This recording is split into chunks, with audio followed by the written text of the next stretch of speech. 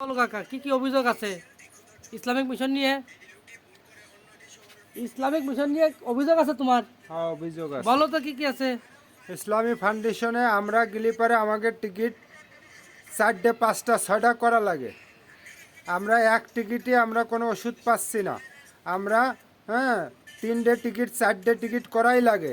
আবার ডাক্তারের রুমে টিকিট আছে, টিকিট দিয়ে ওনরা কী করছে যে 10 টাকা করে 50টা টিকিট করা লাগবে, 5টা 50 টাকা, হ্যাঁ, 50টা টিকিট করা লাগবে। আর ওই বিটি মহিলা আনছে 20 টাকা, চাউলরে 5 টাকা খাওয়াবে আর 5টা দিয়ে ভ্যান ভাড়া যাবে, আর 10 টাকা হলো ওই ছেলের ওই যে টিকিট করা লাগবে।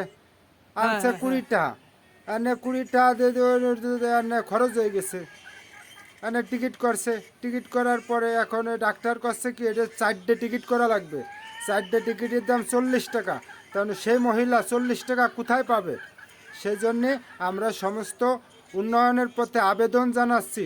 ভালো ডাক্তার আমাদের ইসলামী ফাউন্ডেশনে, ইসলামী সৈয়দপুর ফাউন্ডেশনে বাইতম্য গ্রামের হেফাজত করে আমরা সাংস্কৃতিক ইসলামী সংগঠন আমরা আবার যেন আমরা একটা হেফাজত পাই, যাতে সমস্ত মানুষ উন্নয়নের পথে কাজ করার তাগিদ পায়। মানে সুস্থ যে সেবাটা সেটা পায় যেন, ঢাকা মানে সুস্থ যে সেবাটা যাতে সবাই পায়, সঠিকভাবে পায়।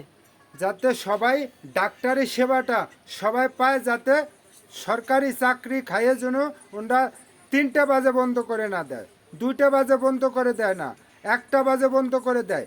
ঠিক আছে, ওনাদের আইন ওনাদের মতো চলে, আমাদের আইন চলে না। আমাদের ডাক্তারের রুগী, আমাদের বহুত রুগী এইভাবে মারা যাচ্ছে।